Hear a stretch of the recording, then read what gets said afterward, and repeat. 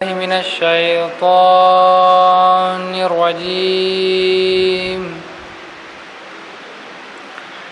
بسم الله الرحمن الرحيم.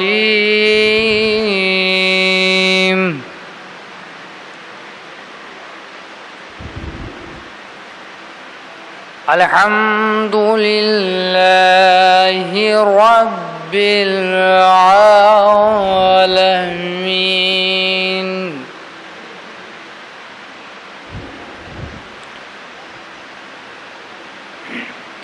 الرحمن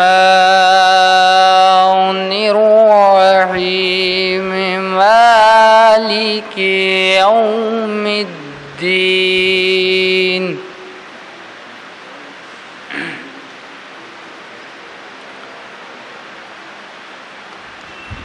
إياك نعبد وإياك نستعين.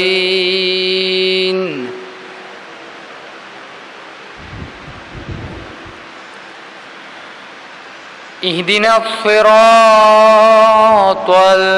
المستقيم صراط الذين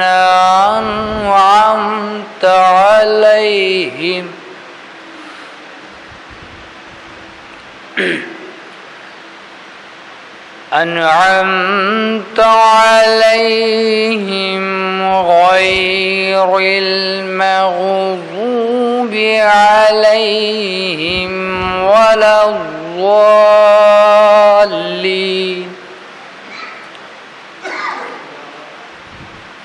صدق الله العلي العظيم.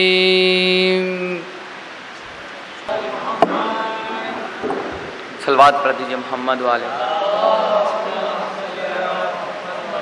دیکھیے نا کہ بے خبر ہو کے زمانے کی سبھی یادوں سے، بے خبر ہو کے زمانے کی سبھی یادوں سے دی کے سلطان تیری یاد میں کھو جاتے ہیں. بے خبر ہو کے زمانے کی سبھی یادوں سے دی کے سلطان تیری یاد میں کھو جاتے ہیں. دل جو کہتا ہے چلو خواب میں جنت دیکھیں، ہم عزا خانے کی دہلیز پر سو جاتے ہیں. دل جو کہتا ہے چلو خواب میں جنت دیکھیں، ہم عزا خانے کی دہلیز پر سو جاتے ہیں. شعر سماعت فرمائیے کہ وہ آ کے غاصبوں کو نکالیں گے قبر سے، وہ آ کے غاصبوں کو نکالیں گے قبر سے. یہ معتبر خبر ہے، کلام امام ہے. وہ آ کے غاصبوں کو نکالیں گے قبر سے، یہ معتبر خبر ہے، کلام امام ہے. تو بعد ظہور پوچھے گی مفتی سے ذوالفقار، یہ کون کہہ رہا تھا تبرہ حرام ہے؟ بعد ظہور پوچھے گی مفتی سے ذوالفقار، یہ کون کہہ رہا تھا تبرہ حرام ہے؟ بعد ظہور پوچھے گی مفتی سے ذوالفقار. یہ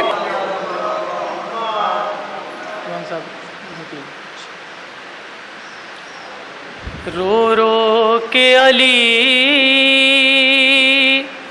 کیوں لیتے ہیں زینب کا نام مصلی پر. رو رو کے علی کیوں لیتے ہیں زینب کا نام مصلی پر. کیا یاد علی کو آیا ہے بازار شام مصلی پر. رو رو کے علی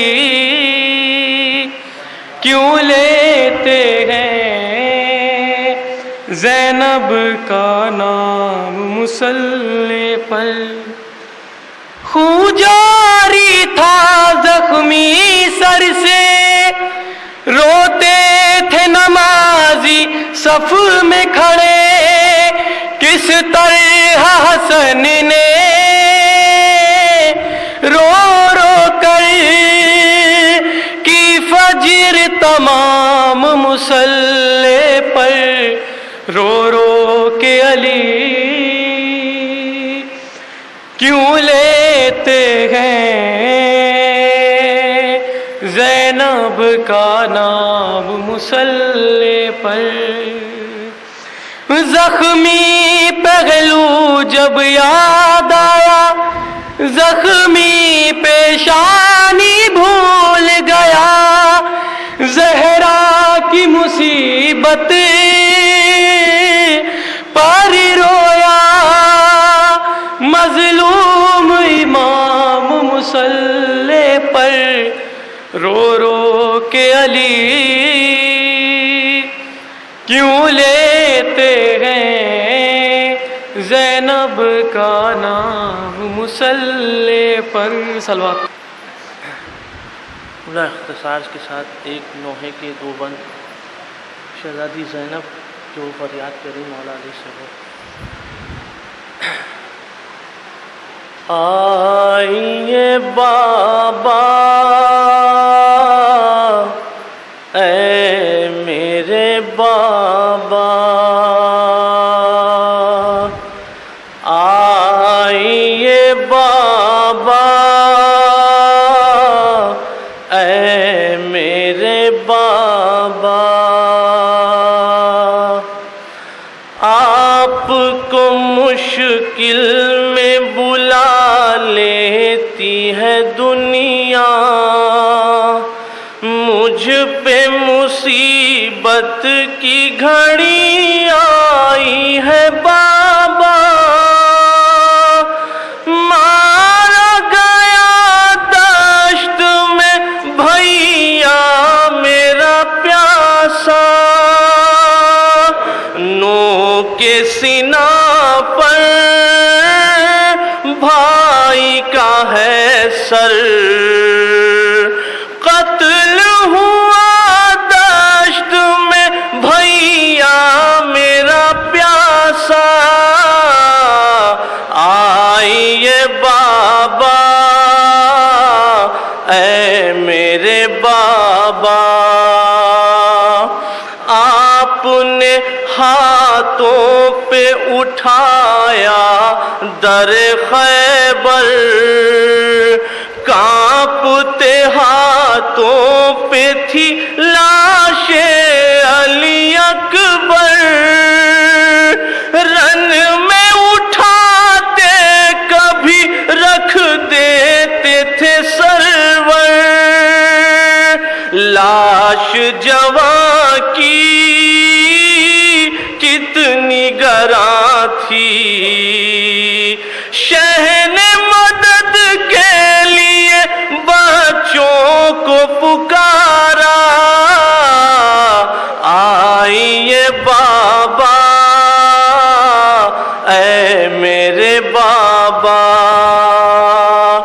پیاس 72 نے تو کوثر سے بجھا لی تشنا لبی آپ نے لشکر کی مٹا دی مجھ کو نہ سیراب کیا میں بھی تھی پیاسی بابا یہ پانی کیسے پیوں گی آنکھوں میں پھر آتا ہے عباس کا چہرہ آئیے بابا اے میرے بابا آئیے بابا اے میرے بابا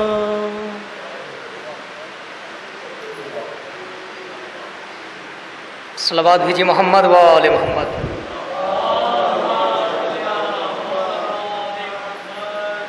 کہ جبین لہموں کا لہمی پا ہے دموں کا دمی جبین لہموں کا لہمی پا ہے دموں کا دمی درون مسجد کوفہ بہا اصول کا خون جبین لہموں کا لہمی پا ہے دموں کا دمی درون مسجد کوفہ بہا اصول کا خون وہ انبیاء کے مصلوں میں جانماز علی وہ جانماز پر بہتا ہوا رسول کا خون وہ جانماز پر بہتا ہوا رسول کا خون آئیے حضرات، اب میں گزارش کرتا ہوں جناب حسن رضا صاحب سے کہ وہ آئے اور بارگاہ امام میں نذرانہ عقیدت پیش کریں بآواز بلند نعرہ صلوات۔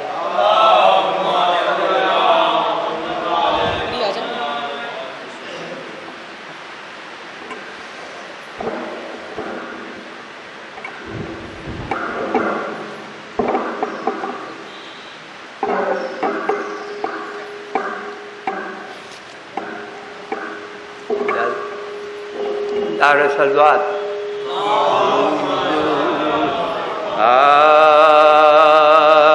بولی زینب خدا کی دعائی،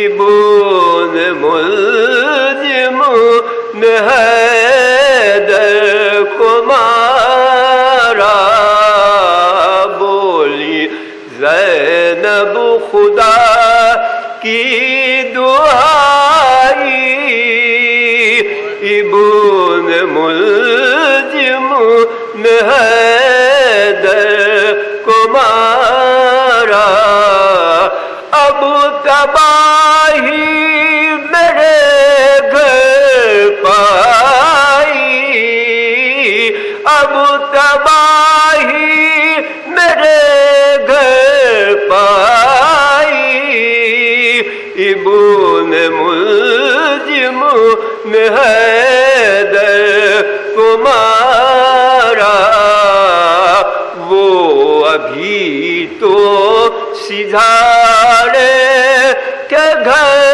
سے خون جاری ہوا ان کے سر سے، وہ ابھی تو سدھارے کے گھر سے خون جاری ہوا ان کے سر سے، خو کی مسجد میں ناتی بہائی، خو کی مسجد میں ناتی بہائی، ابن ملزم نے حیدر کو مارا، پھر تو رو رو کے شب پکاری، یہ بہن تم پہ ہو جائے واری، پھر تو رو رو کے شب پکاری، یہ بہن تم پہ ہو جائے واری، کچھ نہیں دیتا مجھ کو دکھائی، کچھ نہیں دیتا مجھ کو دکھائی، ابن ملزم نے حیدر کو مارا، ہائے کیسا حویرہ بھرا گھر، سونا سونا ہے محراب و منبر، ہائے کیسا حویرہ بھرا گھر، سونا سونا ہے محراب و منبر، کیسی 19ویں کی شبائی، کیسی 19ویں کی شبائی، ابن ملزم نے حیدر کو مارا، بولی زینب خدا کی دعائی، ابن ملزم نے حیدر کو مارا۔ نعرہ صلوات۔ ایک مطلب کی کیا کیا جبریل رو کے کہے حق کی دہائی ہے جبریل رو کے کہتے تھے حق کی دہائی ہے ضربت علی نے سجدے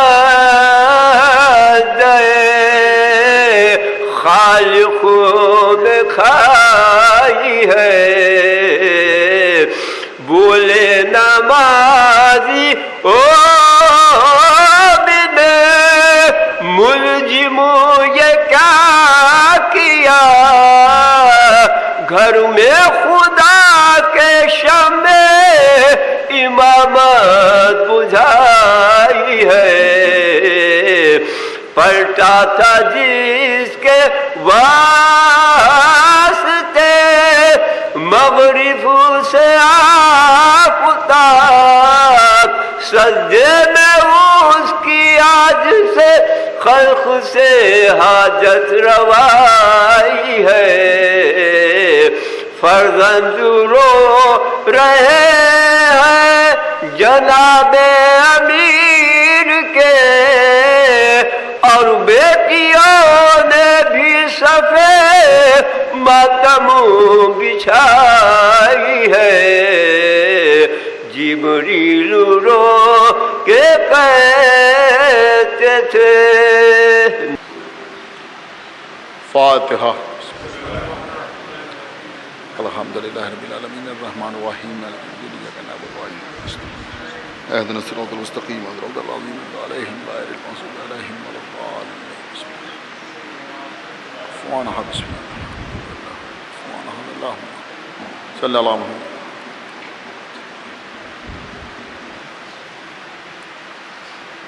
اعوذ باللہ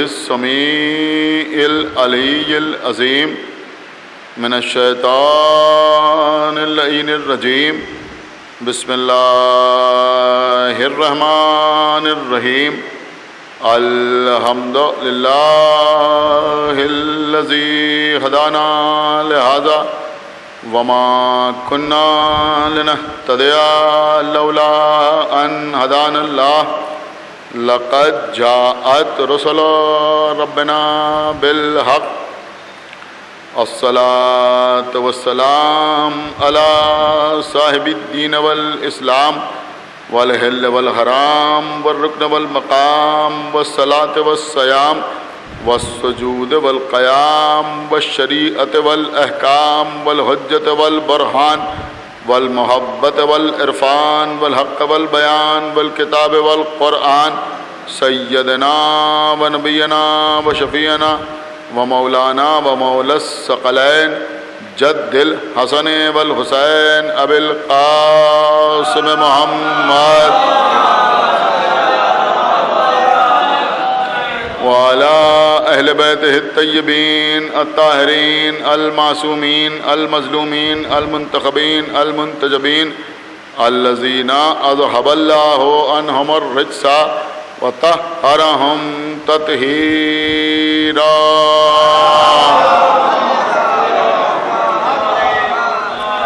ولعنة الله على أعدائهم وقتلتهم وغاصبي حقوقهم ومنكري فضائلهم ومصائبهم أجمعين من الآن إلى يوم الدين اللهم عذبهم عذابا يستغيث منه أهل النار آمين رب العالمين أما بعد فقد قال الله سبحانه تبارك وتعالى في كتابه المجيد وفرقانه الحميد وقوله الحق بسم الله الرحمن الرحيم واتوا البيوت من ابوابها صلوات پڑھیں محمد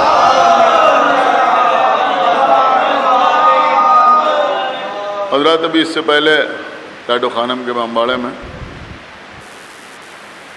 یہی الفاظ قرآنی عنوان بیان تھے سورہ بقرہ جو قرآن کا سب سے طولانی یعنی سب سے بڑا سورہ ہے اس کی ایک آیت کا مختصر سا حصہ ہے، چھوٹا سا ٹکڑا ہے، جس کی تلاوت کا شرف میں نے آپ حضرات کے سامنے حاصل کیا ہے۔ ارشاد رب العزت ہو رہا ہے کہ وات البیوت من ابوابها، یعنی تم گھروں میں دروازوں سے داخل ہو۔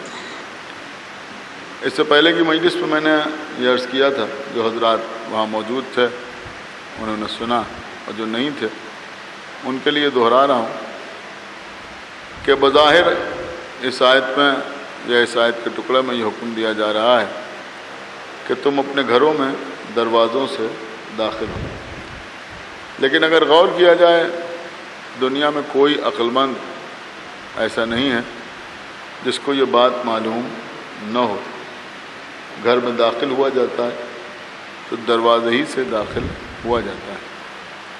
ہمارے بزرگ علماء نے جنہوں نے اقوال معصومین کی روشنی میں قرآن مجید کی آیات کی تفسیر تحریر کی ہے، انہوں نے تحریر کیا ہے کہ اس آیت میں پیغام یہ دیا جا رہا ہے وات البیوت من ابوابها کہہ کر کہ ہر شے کو اس کے اہل سے حاصل کرو، یعنی اللہ کہہ رہا ہے کہ کبھی کسی نااہل کے پاس کوئی بات پوچھنے کے لیے نہ جاؤ، ہر شے کو اس کے اہل سے حاصل کرو، جو اہل نہ ہو اس کے پاس کچھ پوچھنے کے لیے نہ جاؤ۔ میں نے عرض کیا تھا کہ اگر بیمار ہو تو اس کے پاس علاج کے لیے نہ جاؤ، بلکہ جو اہل ہو اس کے پاس جاؤ، ڈاکٹر کے پاس جاؤ، طبیب کے پاس جاؤ، حکیم کے پاس جاؤ۔ عمارت بنوانا ہے تو انجینئر کے پاس جاؤ، کوئی دینی مسئلہ پوچھنا ہے تو عالم دین کے پاس جاؤ، اگر شعر کہنا چاہتے ہو تو کسی استاد شاعر کے پاس جاؤ، تو ہر شے کو اس کے اہل سے حاصل کرو۔ اب عزیزوں قابل غور بات یہ ہے کہ پیغمبر کی آنکھ بند ہونے کے بعد مسلمانوں کی سب سے بڑی بد نصیبی یہ رہی کہ انہوں نے اہل کو چھوڑ دیا۔ ایک صلوات پڑھیں ہمارے محمد۔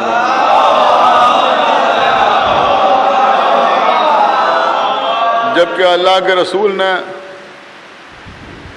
اہل کی طرف اشارہ بھی فرمایا تھا، انی تارکم فیکم الثقلین، میں تمہارے درمیان دو وزنی چیزیں چھوڑے جا رہا ہوں، ایک کتاب خدا ہے، ایک میرے اہل بیت ہے۔ دیکھیے عزیزوں نہایت سمجھدار مجمع میرے سامنے بیٹھا ہوا ہے، آپ نہ سمجھیں گے تو کون سمجھے گا کہ قرآن کیا ہے اور اہل بیت کیا ہے، اس کو سمجھنے کی ضرورت ہے۔ سورہ ہجر میں ارشاد ہو رہا ہے کہ انا نحن نزلنا الذکر وانا لہ لحافظون، اللہ کہہ رہا ہے کہ ہم ہی ہیں اس ذکر کے نازل کرنے والے اور ہم ہی ہیں اس کی حفاظت کرنے والے۔ کچھ سمجھ میں آئے یا نہ سمجھ میں آئے، لیکن کم سے کم یہ تو سمجھ میں آیا کہ اللہ نے قرآن کو قرآن میں ذکر کہا ہے۔ ایک صلوات پڑھو محمد و آل محمد۔ اللہ نے قرآن میں قرآن کو ذکر کہا، انا نحن نزلنا الذکر، اللہ کہہ رہا ہے کہ ہم ہی ہیں اس ذکر کے نازل کرنے والے۔ سب جانتے ہیں کہ یہاں ذکر سے مراد کیا ہے، کہ ذکر سے مراد قرآن ہے۔ وَإِنَّا لَهُ لَحَافِظُونَ، اور ہم ہی ہیں اس کی حفاظت کرنے والے۔ تو اس کا مطلب یہ ہوا کہ قرآن کیا ہے، کہ قرآن ذکر ہے۔ تو اللہ حکم کیا دے رہا ہے کہ ہر شے کو اس کے اہل سے حاصل کرو۔ تو اب اگر ذکر کو حاصل کرنا ہے تو اہل ذکر سے حاصل کرو۔ ایک صلوات پڑھ ہمارے محمد والے ذکر کو حاصل کرو۔ ایک صلوات اور پڑھ ہمارے محمد والے۔ تو قرآن ذکر ہے،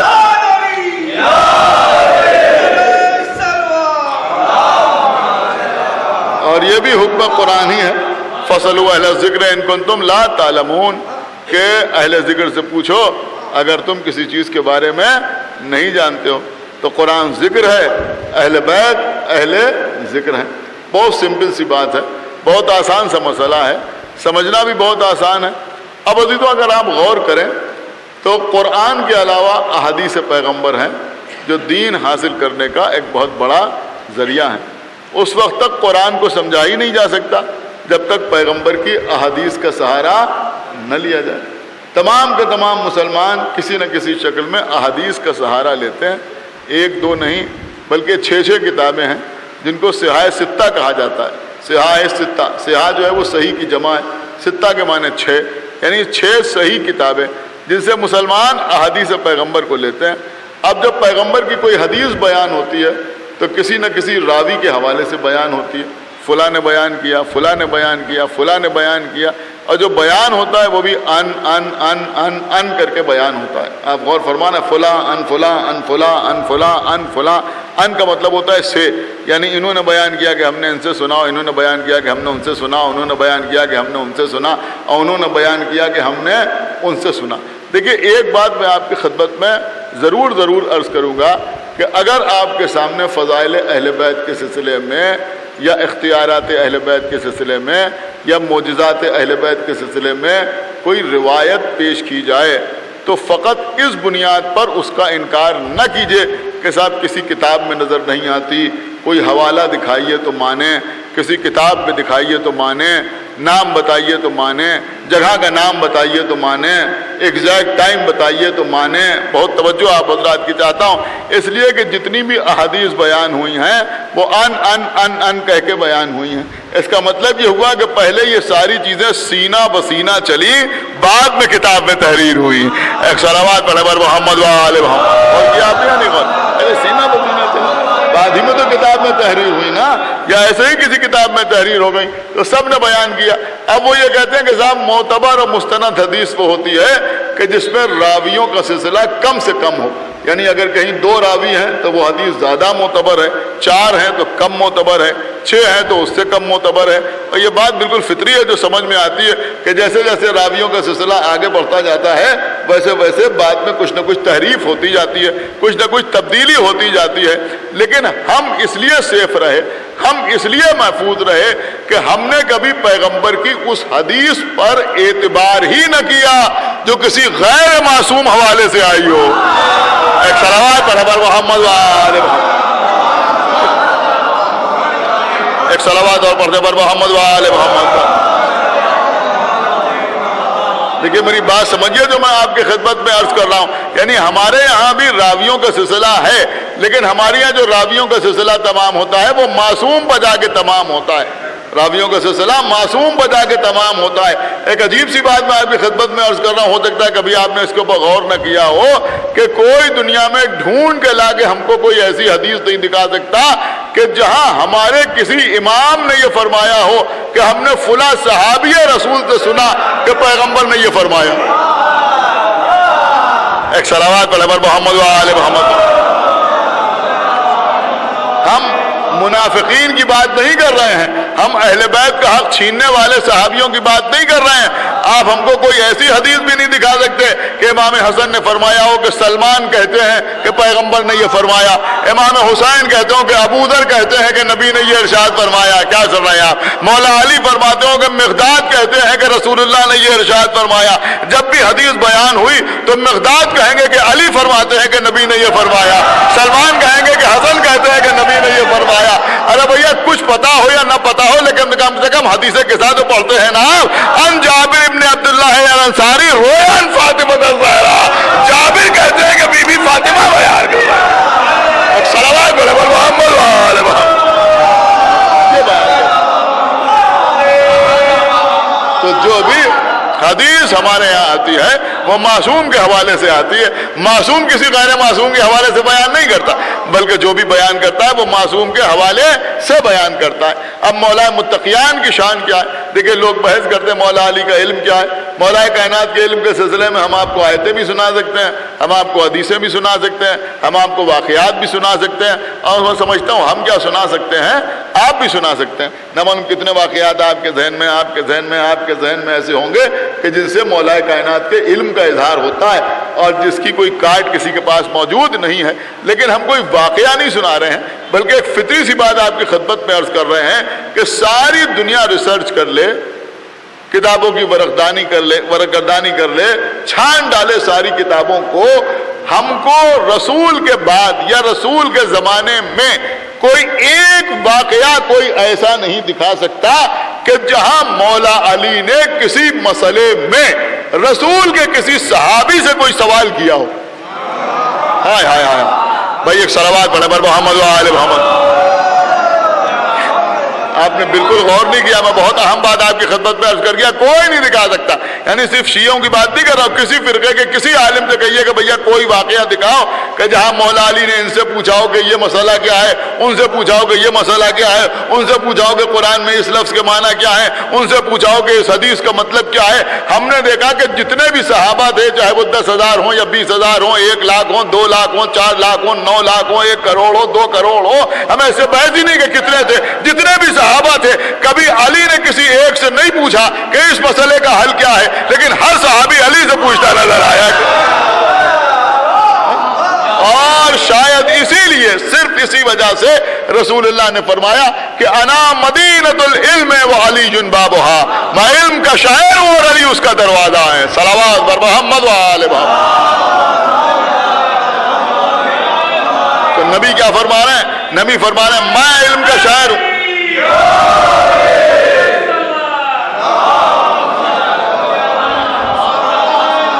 دیکھیں قبلہ یہ ہمارا شہر ہے، خدا اس شہر کو اور اس شہر کے رہنے والے مومنین کو سلامت رکھے۔ یہاں کثرت ہے مجالس کی اور یہ شبائے غم ہے، جگہ جگہ مجلسیں ہو رہی ہیں۔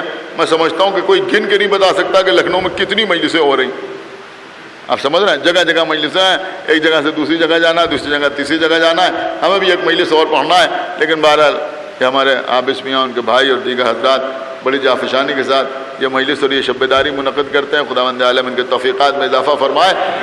لہذا اختصار کے ساتھ لیکن اہم باتیں آپ کی خدمت میں پیش کر رہا ہوں۔ آپ غور کریں، نبی فرمانے انا مدینۃ العلم وعلی بابھا، میں علم کا شہر ہوں اور علی اس کا دروازہ ہے۔ اور اللہ کیا کہہ رہا ہے؟ وَأْتُوا الْبُيُوتَ مِنْ أَبْوَابِهَا۔ ابھی آپ کہیں نہیں پہنچے، وَأْتُوا الْبُيُوتَ مِنْ أَبْوَابِهَا، اللہ کہہ رہا ہے کہ گھروں میں جو داخل ہو تو دروازے سے داخل ہو۔ اور نبی کیا کہہ رہے ہیں؟ میں علم کا شہر ہوں اور علی اس کا دروازہ ہے۔ میں علم کا شہر ہوں اور علی اس کا دروازہ ہے۔ ارے کہیں آپ پہنچے یا نہیں پہنچے، یہ محمد الرسول اللہ کیا ہے کہ یہ علم کا شہر ہے، یہ علی ولی اللہ کیا ہے؟ ایک صلوات پڑھیں محمد و آل محمد۔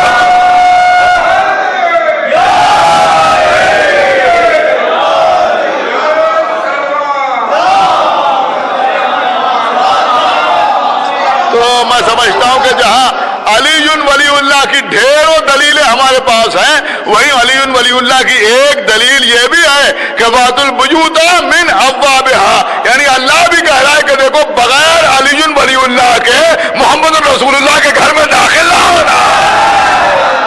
صلوات محمد و آل محمد۔ انا مدینۃ العلم وعلی بابھا، میں علم کا شہر ہوں اور علی اس کا دروازہ ہے۔ قسم خدا کی عزیزوں، حد کر دی۔ ہمارے شہر کی زبان میں اس سے بہتر کوئی لفظ نہیں ہے کہ حد کر دی۔ محدث دہلوی نے اپنی کتاب سوائق محرقہ میں جتنی احادیث اہل بیت اطہار کے سلسلے میں ہیں، ہر حدیث کے مقابلے میں ایک حدیث گڑھ کے سنا دی۔ ایک صلوات پڑھ پر محمد و آل، ہر حدیث کچھ اپنی گڑھی ہوئی اور کچھ اپنے بزرگوں کی گڑھی ہوئی، لیکن جب کوئی اہل بیت سے ٹکراتا ہے تو عقل رخصت ہو جاتی، عقل رخصت ہو جاتی۔ لیکن میں نے اسی کتاب میں دیکھا، ہو سکتا ہے کہیں اور بھی آپ نے دیکھا، میں نے کہا شیعہ بڑا زور دیتے ہیں کہ نبی نے فرمایا کہ انا مدینۃ العلم وعلی بابھا، لیکن یہ ادھوری حدیث بیان کرتے ہیں۔ نبی کی پوری حدیث یہ نہیں ہے۔ پوری حدیث کیا ہے کہ رسول اللہ نے فرمایا تھا کہ میں علم کا شہر ہوں اور وہ اس کی دیوار ہے اور وہ اس کی چھت ہے اور مولا علی اس کا دروازہ ہے۔ جب محدث دہلوی یہ پڑھ رہے تھے تو ایک شیعہ بیٹھا ہوا تھا، جب انہوں نے بیان کیا کہ پوری حدیث یہ ہے، دیکھیں انشاءاللہ آپ خاموش نہیں رہیں گے، واقعہ یوں ہی ہے، جب انہوں نے بیان کیا کہ پوری حدیث یوں ہے کہ رسول اللہ نے فرمایا میں علم کا شہر ہوں اور فلاں صاحب اس کی دیوار ہیں، اور فلاں صاحب اس کی چھت ہیں. خالی یہ نہیں فرمایا تھا کہ علی دروازہ ہے، بلکہ اگر علی کو دروازہ کہا تو ان کے لیے کہا کہ یہ اس کی چھت ہے اور وہ اس کی دیوار ہے. تو شیعہ نے جل کے کہا، اور یہ بھی فرمایا ہوگا کہ معاویہ اس کا پرنالہ ہے. ایک صلوات پر حضرت محمد یہ بھی چھوڑ دو. ایک صلوات اور پڑھا محمد علیہ محمد. ایک صلوات اور پڑھتے پر محمد علیہ محمد. دیکھیے میرے چھوٹے بھائی بھی یہاں بیٹھے ہوئے ہیں. میں نصیحت وغیرہ کرنے کا عادی نہیں، لیکن ماشاءاللہ مدرسے کے طلباء ہیں اور یہ مجلسیں پڑھتے بھی ہیں، آگے بھی ان کو مستقبل میں مجلسیں پڑھنا ہے. تو ظاہر سی بات ہے کہ جہاں مجلس پڑھنے کے لیے کتابیں پڑھنا ضروری ہیں، مطالعہ ضروری ہے، وہیں زیادہ سے زیادہ دوسرے ذاکرین کی مجلسیں سننا بھی ضروری. ایک صلوات پر حضرت محمد ہم نے بھی خوب مجلسیں سنی ہیں بزرگ ذاکرین کی. تو ایک بزرگ ذاکر کا نقطہ ہے، اس سلسلے میں آپ کی خدمت میں عرض کر رہا ہوں. میں نے کہا بھائی آپ نے کہہ دیا کہ رسول اللہ نے فرمایا میں علم کا شہر ہوں اور علی اس کا دروازہ ہے، تو یہ اس کی دیوار ہے اور یہ اس کی چھت ہے. میں نے کہا غور نہیں کیا، نبی نے یہ نہیں کہا تھا کہ میں علم کی کوٹری ہوں.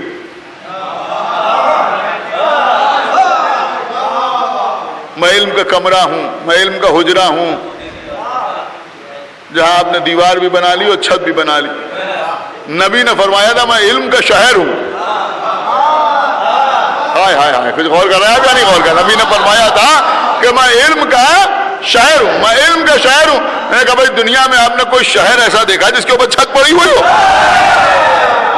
ایک صلوات پڑھا پر محمد وآل محمد. کوئی شہر ایسا دیکھا کہ جس کے اوپر چھت پڑی ہوئی ہو؟ میں نے کہا بھائی کسی شہر کے اوپر چھت نظر نہیں آتی. میں نے کہا صاحب چھت تو نہیں ہوتی، لیکن ہاں بہت سے شہروں میں دیواریں تو ہوتی تھی. میں نے کہا ہاں دیواریں ہوتی تھی، لیکن دیوار کا مقصد کیا ہوتا تھا؟ ہمارے شہر لکھنؤ میں تو کبھی دیوار نہیں رہی، لیکن کچھ ایسے شہر رہے جہاں دیواریں بنائی گئی تھیں. تو دیوار کا مقصد کیا ہوتا تھا؟ اگر لکھنؤ کے چاروں طرف دیوار بنا دی جائے تو اس کا مطلب کیا ہے؟ میرا نقطہ نہیں ہے، بزرگ علماء کا نقطہ ہے. میں نے کہا دیوار بنا دی جائے تو اس کا مقصد کیا؟ ان کا یہ دیوار بنی ہوئی ہے، تو اب اس دیوار سے پہلے لکھنؤ ہے اور اس دیوار کے بعد لکھنؤ نہیں ہے.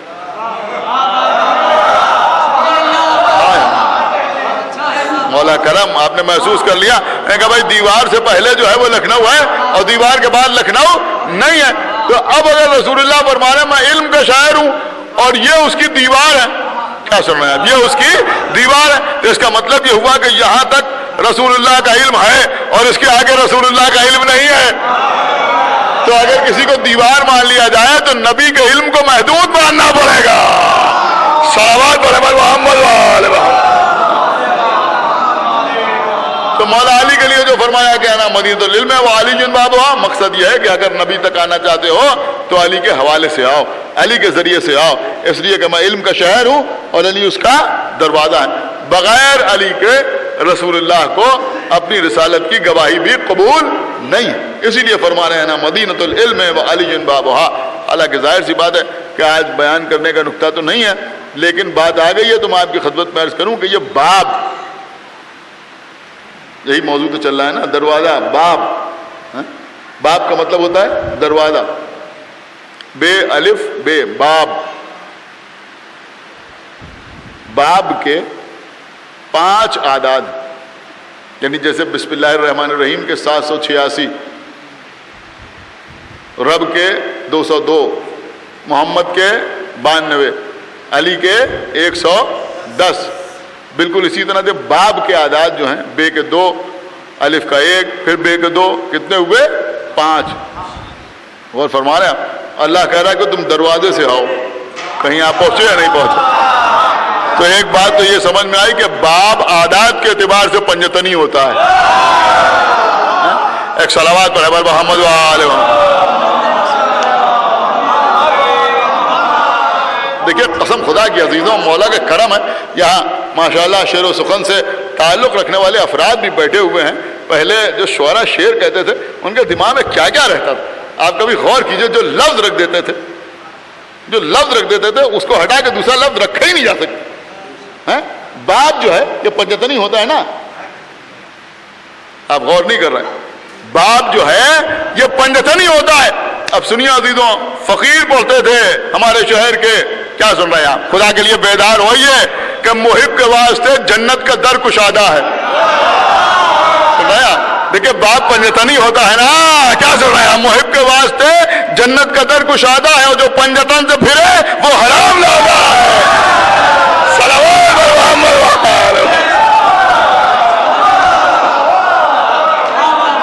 एक सलावत और पढ़ा मोहम्मद वाले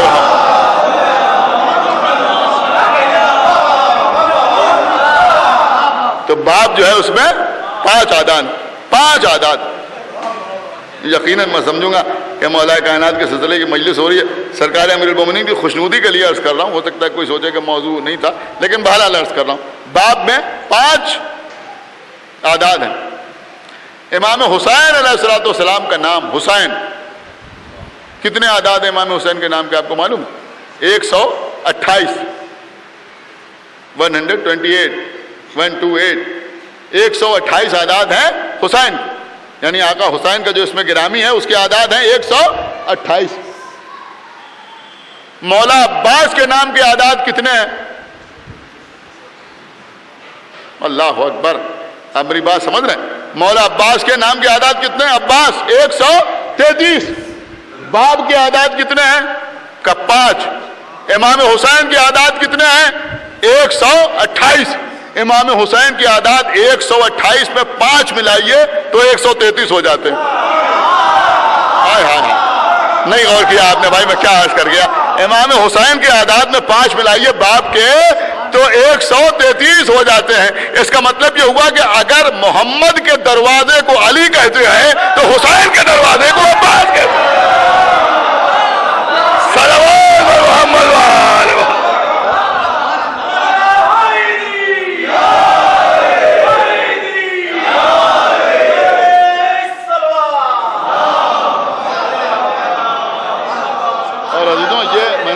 कह दिया आपके सामने, बल्कि मौला अब्बास के जहाँ तमाम अलकाब हैं, बाबुल मुराद, बाबुल हवाइज, वही हज़रत अब्बास का एक लक़ब है। खुदा जाने क्यों मेरी समझ में नहीं आता कि हमारे यहाँ नस्र में या नज़्म में बहुत कम इस्तेमाल होता है, और क्यों नहीं होता तो खुदा जाने कि बाबुल हवाइज और बाबुल मुराद तो हज़रत अब्बास को हम खूब कहते हैं, लेकिन हज़रत अब्बास का एक लक़ब है बाबुल हुसैन।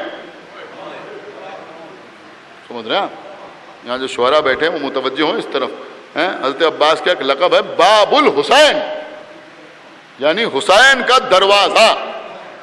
अना मदीनतुल इल्म व अलीयुन बाबुहा, यानी अगर अली तक ना आओगे तो मोहम्मद तक ना पहुँचोगे, और अगर अब्बास तक ना आओगे तो हुसैन तक ना पहुँचोगे। वो मोहम्मद का दरवाज़ा, ये बाबुल हुसैन, हुसैन इब्न अली का दरवाज़ा। अल्लाह अकबर। हाँ अजीज़ों, आज की तारीख़ जहाँ सरकार सैयद शुहदा इमाम हुसैन अलैहिस्सलातु वस्सलाम और सरकार सिब्त अकबर इमाम हसन अलैहिस्सलातु वस्सलाम की खिदमत में ताज़ियत पेश करने की तारीख़ है, वहीं आका अब्बास की खिदमत में भी ताज़ियत पेश करने की तारीख़। अजीज़ों, आज 19वीं रमज़ान का दिन तमाम हो। आपको मालूम है कि आज ही की तारीख़ वो तारीख़ थी कि जब ऐन हालत सजदा में मौला अली के सर पर ज़रबत लगाई गई। हमारे मौला सजदे से सर उठा रहे थे और इब्न मुलजिम जहर में भुजी हुई तलवार अली के सर पर लगा रहा था। अल्लाहु अकबर, जहर में भुजी हुई तलवार मौला अली के सर पर लगा रहा था। आप सोचिए कि अली, मैं फिर अर्ज करूं तो शायद जो अभी तक मुतवज्जे नहीं है वो भी मुतवज्जे हो जाएं कि मौला अली सर उठा रहे थे और वो तलवार मार रहा था। अब आप अंदाज़ा लगा सकते हैं कि तलवार में कितनी शिद्दत पैदा हो गई होगी कि अली सजदे से सर उठा रहे थे, वो तलवार लगा रहा था। हाँ अज़ीज़ों, अली का सर दोपारा हो गया। आप सुनते रहते हैं ना कि मौला अली खाके मस्जिद उठा कर अपने ज़ख्मे सर में भरते जा रहे थे और फरमाते थे फुस्तो बिरब्बिल काबा, रब्ब काबा की कसम में कामयाब हो गया। मैं कहूँगा मौला बेशक बड़ा जुल्म हुआ, आपके फ़र्क़ अथर पर तलवार से वार हुआ, आपका फ़र्क़ अथर ज़ख्मी हुआ। आप खाके मस्जिद उठाते थे, अपने ज़ख्मे सर में भरते थे और फरमाते थे फुस्तो बिरब्बिल काबा, या अली कम से कम हाथ सलामत तो थे। तो आप खाके मस्जिद उठा कर अपने ज़ख्मे सर में भर रहे थे, लेकिन जब आपके बेटे अब्बास के सर पर गोश्त लगा تو بازو قلم ہو چکے تھے. خدا آپ کو کسی غم میں نہ رلائے سوائے غم سرکار سید الشہداء کے. بازو قلم ہو چکے تھے. عزیزوں آقا عباس کیا کرتے؟ بس مجلس تمام ہو رہی ہے عزیزوں، میں نے یہ روایت کسی کتاب میں نہیں دیکھی، لیکن معتبر ترین ذاکرین سے میں نے سنا ہے کہ ایک ذاکر تھے، مصائب پڑھنے میں مشہور تھے، خوب مصائب پڑھتے تھے، لوگ گریا کرتے تھے. ایک دن سو رہے تھے، خواب میں دیکھا کہ شہزادی فاطمہ سیاہ چادر اوڑھے ہوئے تشریف لائی ہیں. سید تھے، ان کے خواب میں بی بی آئیں. آنے کے بعد کہا کہ میرے بیٹے کے ذاکر، تو میرے بیٹے کی مصیبت بیان نہیں کرتا. انہوں نے ہاتھ جوڑ لیے، کہا بی بی میں آپ کے بیٹے حسین کے مصائب خوب پڑھتا ہوں. بی بی نے کہا نہیں، میں اپنے بیٹے عباس کی بات کر رہا ہوں. میں نے کہا بی بی میں عباس کے مصائب بھی پڑھتا ہوں. کہا کیا پڑھتا ہے؟ کہا میں پڑھتا ہوں کہ داہنا بازو کا قلم ہوا. کہا بے شک. اور کیا پڑھتا ہے؟ کہا میں پڑھتا ہوں کہ بایاں بازو قلم ہوا. کہا اور کیا پڑھتا ہے؟ کہا میں پڑھتا ہوں کہ سینے پر تیر لگا، مشکیزہ چھلنی ہو گیا، تیروں سے پانی بہ گیا، عباس کے سینے سے خون بہ رہا تھا. کہا بے شک ایسا ہوا. اور کیا پڑھتا ہے؟ کہا میں پڑھتا ہوں کہ عباس کے چہرے کے اوپر اتنے تیر لگے کہ آئینہ بھی دیکھے تو چور چور ہو جائے. کہا اور کیا پڑھتا ہے؟ کبھی بھی میں پڑھتا ہوں کہ عباس نے پانی دریا سے اٹھایا لیکن پیاسے مارے گئے. ایک مرتبہ بی بی نے تڑپ کے کہا کہ تو یہ کیوں نہیں بیان کرتا کہ جب کوئی گھوڑے سے زمین پر گرتا تھا تو اپنے ہاتھوں کا سہارا لیتا تھا، لیکن جب میرا عباس گھوڑے سے زمین پہ آیا تو بازو قلم ہو چکے تھے، میرا بیٹا اپنے ہاتھوں کا سہارا بھی نہیں لے سکتا تھا. ارے میں جنت کو چھوڑ کے آ گئی، میں آواز دے رہی تھی آ میرے لال عباس آ، میں تجھے آغوش میں لے کے زمین.